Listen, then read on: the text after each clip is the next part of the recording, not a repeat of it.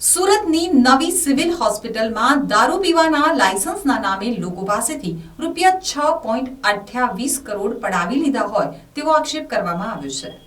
રાજ્ય સરકારના નશાબંધી અને આબકારી વિભાગ દ્વારા દવા રૂપે વર્ષ 2019થી વર્ષ 2023 સુધીમાં 10,327 લોકોને દારૂ પીવા અંગેની લાયસન્સ તેમજ મંજૂરી આપવામાં આવી છે। સુરતીઓએ વિભાગને ₹9.35 કરોડ જેટલી રકમ ચૂકવી છે, પરંતુ આ લાયસન્સ લેતા પહેલા જરૂરી એવા મેડિકલ ચેકઅપના નામે સુરત નવી સિવિલ હોસ્પિટલ દ્વારા સુરતીઓએ પાસેથી 6.28 કરોડની રકમ ગેરકાયદેસર રીતે ખંખેરી લેવામાં આવી હોવાના આક્ષેપ સુરતના આરટીઆઈ એક્ટિવિસ્ટ દ્વારા કરવામાં આવ્યા છે। આક્ષેપ છે કે નવી સિવિલ હોસ્પિટલના સત્તાધીશો દ્વારા દારૂ લાયસન્સ મેળવવા માટે આવતા અરજદારો પાસેથી મેડિકલ ચેકઅપના નામે આ રકમ ગેરકાયદેસર રીતે વસૂલવામાં આવી છે।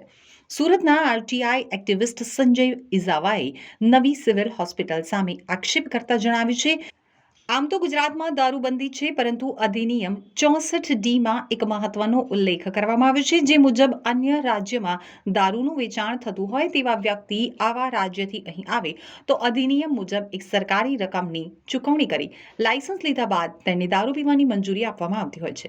તે જ રીતે ગુજરાતમાં પણ હેલ્થના આધારે દારૂબંધીમાંથી મુક્તિ આપવામાં આવે છે। આમ અલગ અલગ કેટેગરી પ્રમાણે કડક નિયમ અનુસાર સરકાર તરફથી દારૂની છૂટછાટ આપવામાં આવતી હોય છે। આવા 12,700 જેટલા લોકોને વર્ષ 2019થી વર્ષ 2023 સુધીમાં રાજ્ય સરકારના નશાબંધી અને આબકારી વિભાગ દ્વારા દારૂ પીવા માટેની મંજૂરી આપવામાં આવી છે, જે સંપૂર્ણ આંકડા આરટીઆઈ દ્વારા મંગાવવામાં આવેલા હતા। આ માહિતીમાં સામે આવ્યું છે કે જે અરજીઓ મંજૂર કરવા બદલ નશાબંધી અને આબકારી વિભાગને 9.35 કરોડની આવક થઈ છે। આરટીઆઈ એક્ટિવિસ્ટ સંજય ઇઝાવા દ્વારા કરવામાં આવેલા આક્ષેપોને લઈ સુરત નવી સિવિલ હોસ્પિટલના આરએમઓ કેતન નાયકનો ટેલિફોનિક સંપર્ક સાધવાનો પ્રયાસ કરવામાં આવ્યો હતો, જ્યાં કેતન નાયકે હાલ ઉપરી અધિકારી રજા પર હોવાનું જણાવ્યું હતું। આ બાબતે જ્યારે કેતન નાયકને પૂછવામાં આવ્યું ત્યારે તેઓએ જણાવ્યું હતું કે સંજય ઇઝાવાને કોઈક વ્યક્તિ દ્વારા ગેરમાર્ગે દોરવામાં આવી રહ્યા છે। જે રકમ લેવામાં આવી છે તેમાં અલગ અલગ યુઝર્સ ચાર્જીસ હોય છે, જે આક્ષેપો છે તે વાસ્તવિકતાથી અળગા છે। તો નશાબંધી અને આબકારી ખાતું ગુજરાત દ્વારા દારૂના પરમિશન આપવામાં આવે છે।